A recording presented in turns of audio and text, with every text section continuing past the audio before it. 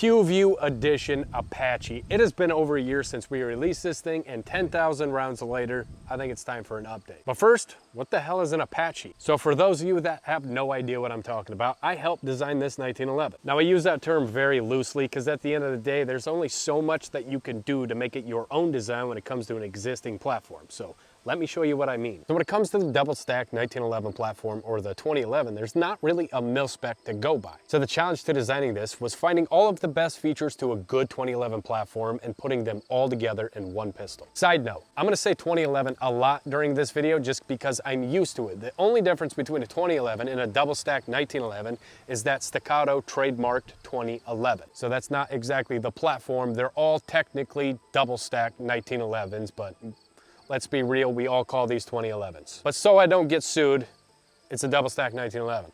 So anyways, about a year and a half ago, I teamed up with Watchtower, a company formerly known as F1 Firearms, to bring you guys what I think to be one of the best 2011 designs on the market. 1911, sorry. So in this video, I'm gonna talk about what has happened after 10,000 rounds through this gun. I'm also gonna be giving you guys some details of what I designed specifically on this and why I designed them. And I'm also gonna be answering some of your most asked questions. Starting with number one, no, unfortunately, you can no longer buy these. We only did 1,000 of them and they sold very quickly. All right, so starting with the design of this, we're gonna start with the slide here, the serrations. A lot of people see these and say, why the hell are they designed that way? Some people love the looks of them, some people do not, and them people are wrong. Let me tell you why they're the best slide serrations. Let me tell you why they're the best slide serrations for me personally. So the reasoning behind this design was that I'm not a FUD, I don't rack my pistols back here, and I don't use the SRO because I don't want it all cloudy and smudged up. I wrap my hand around this right here, that's how I rack my guns. Not only is it more comfortable, it's more efficient, it's a little bit faster. Let me show you why. So on the timer, I'm gonna try all three of these ways to rack your pistol and get kamikazed by a Japanese beetle. Anyways. I don't know if that was racist or not, but It was a Japanese beetle. you said kamikaze. I did say kamikaze. I meant no racism by that. It just happened to be a Japanese beetle. And kamikaze was the first thing that popped in my mind when something was flying on my face. Anyways, so on the timer, I'm gonna pick this gun up, put the magazine in, and try all three different ways to rack. I'm trying these three specific ways because they seem to be the most popular. Starting with the good old FUD sling here on the timer, we'll see how it goes.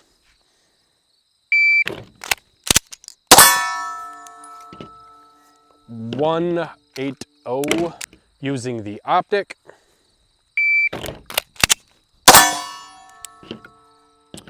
.171.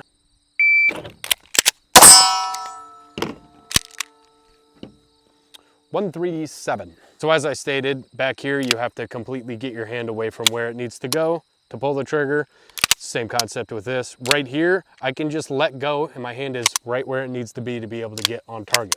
So with that in mind, I wanted to focus quite a bit on the forward serrations. The complaints that I have seen from people in the past at events and stuff are they are not aggressive enough. Well, there's a reason behind that. Let me show you. So for comparison, right here, we got a Bull Armory TAC Pro, we got a Staccato P and a Staccato XC. Now these are all fantastic pistols, all in my top 5. I am in no way, shape or form shitting on or comparing this to the Apache. These are fantastic guns. But when it comes to the more aggressive forward serrations on stuff like this, they are shelving these at 90 degrees. So if you happen to find your thumb up on the slide as you're shooting, you're gonna be missing some skin here. So what we did on the Apache is put them at a slight angle. So they're a little bit more smooth. When your thumb passes that, it's not gonna rip off your skin. It's not gonna catch your finger and stop the slide. We also did a little bit of checkering up top just for a little added texture when you're wrapping your thumb.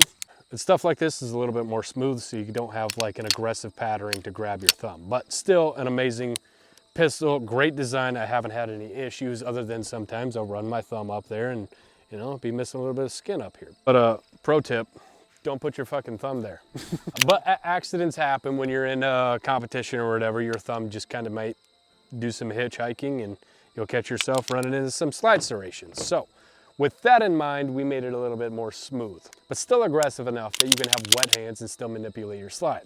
Design number two, the safety. As you can see over here, we went with a pretty slim safety. Now the reason behind that is if you're used to seeing guns like Atlas 2011s and stuff like that, they have a giant left side safety. I like to run my left hand pretty damn high up on the gun, so I find myself engaging the safety a lot under recoil when this is too big. So for that reason, we went with a slim safety on the left. On the right side, for you left-handed shooters, we didn't worry about you. I'm just kidding, but we got a normal size safety over there for you guys. This gun is very particular to me, and I ride my left hand pretty high, and I was sick of engaging the safeties. I even find myself doing that on normal size safeties like we got right here on the XC. Anything larger than this, I will find myself hitting that safety and engaging it as I'm trying to shoot, which is less than ideal when you're in the middle of a competition and you accidentally flip your safety off. So we just decided to go ahead and get rid of that problem before it becomes one. Number 3, and the most important. Please, number 3, my lord. Oh, okay. 3, the compensator. Now, a lot of people see this and think that it's a really thin comp. It's not gonna compensate as well as other pistols. Well, let me show you why we did this. Now, we started with a whole bunch of different shapes and sizes of compensators until I could get a good return to zero. What I mean by return to zero is that you can rip off 2 rounds and you're not gonna have to worry. Both of them rounds are gonna land in the A zone. Stuff like the XC. Now this has a better recoil impulse than the Apache does. This is incredible. They did a fantastic job. This thing does not move in your hand. The XC is one of my favorite guns, but it compensates a little bit too well if you're talking return to zero. Let me show you what I mean. All right, we got the best target on the market. A good old cardboard box. Starting with the XC, I'm just gonna pop 2 rounds off so you can see how close they land together. 7 yards.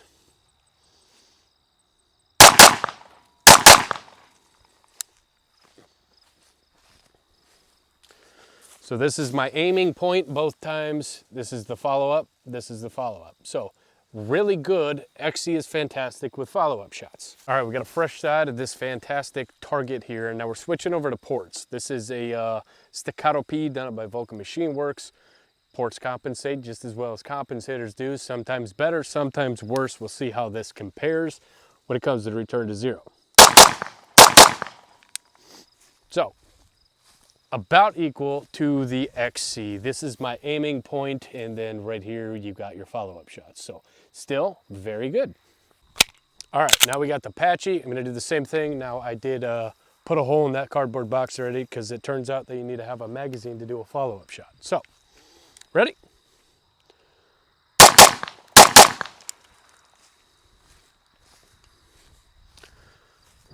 Now, obviously, I have shake right to left, but the return to zero is quite a bit smaller than that. So the felt recoil of this is a little bit more than the Staccato XC or the Staccato P that's got ports, but we did that because we had nothing but return to zero in mind when making this. So in our testing with different sizes, we found that this was the best to return your gun back to zero for competition shooters. Now, obviously, there's a lot of different factors when it comes to return to zero on your pistol. It doesn't just solely rely on the compensator or ports on your pistol. It has more to do with your grip than anything, but if you have established a good grip, you will notice what your compensator or ports can do when it comes to return to zero. All right, now let's talk about the other features that we put on there, like the flat face trigger. That's just personal preference. I like the flat face trigger.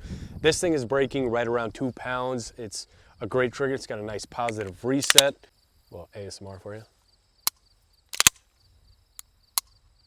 Awesome trigger. This is a red dirt trigger. Another thing is the slide release here. I like a good shelf underneath so I have something to push up against when I want to lock the slide versus it just being straight or flush. But this is also recessed into the side of the frame so you're not going to feel that when you're shooting. Now, a lot of people are probably going to question why the hell there isn't a front sight on this. I prefer to not run iron sights on my 2011. Now, you can obviously get a rear and front installed in this, and the gun that is going to one of you guys will obviously have that stuff on it. This is just set up for my personal preference. This is serial number 1, so this is exactly how I wanted the gun to be. Or as a mag release, I didn't want something giant and bulky that I was accidentally engaging when I was shooting and dropping my mag. We just went with a normal sized mag release. Now the grip, we need to talk about the grip. So initially when we had done the prototype of this gun, we were running the old SDI tree bark stippling grip. Them things were fantastic. For those of you that don't know, SDI was staccato before staccato, and their old grips were phenomenal. So the plan was to launch all 1,000 of these PuView Edition Apaches with the old SDI style grip, and it just didn't work out. So what we did find was a 3D printed grip that looked similar to the old SDI tree bark stippling, and it turned out to be a giant piece of shit, unfortunately. That has since been changed to the new Kevlar grip, so if you are unfortunate enough to get one of these, reach out to Watchtower. They will send you the new grip and you can throw this thing in the trash where it belongs. It's just cheap, gross plastic, and it just doesn't fit with the rest of the gun. This thing is super luxury, slick, just very nice gun. And then you had this thing. That is no longer existing. Which brings me to this. This is a nice Kevlar grip. I like this better than I like the old SDI tree bark stippling. This thing is fucking great. It's got the perfect amount of texturing, and that's kind of why I prefer polymer over aluminum or steel. A lot of people were saying, why did he not go with an aluminum grip? I prefer polymer. You got that polymer flex, and you can customize this. If you don't like the aggressiveness of the grip, you can sand it down. If you want more aggressiveness, is aggressiveness a word? If you want it to be more aggressive, you can simply stipple it, and then you're good to go. And I also like just, it kind of dampens the recoil a little bit more. When you get that steel aluminum, you got a little bit more of a snap. It's just, I like polymer pistols on all platforms better than I like steel or aluminum grips. So as I said at the beginning of this video, I got about 10,000 rounds through this thing. So far, so good. This thing has ran pretty damn good for the most part, but at the beginning it was a little bit rocky. So this thing is entirely PVD coating. For those of you that don't know what that is, it's just a really slick, hard, durable coating that goes on your gun. I don't even lube this thing. It's just, listen to that. PVD coating is my favorite to put on any gun ever. If you got a PVD coated pistol, you understand what I mean. At the beginning, with this being PVD coated and the tolerances are just incredibly tight, this thing was getting dirty, and then it was causing a lot of stoppages. But after 200 rounds, I broke it down, I cleaned it. Zero malfunctions since then. This thing has been running top notch. I've had a couple ammo malfunctions like stovepipes and shit, and just normal, but for the most part, this thing is running 99%. But like I said, we are giving you guys the opportunity to get one of these things. If you're interested in entering that, try your luck using the link down in the description below or scanning this QR code.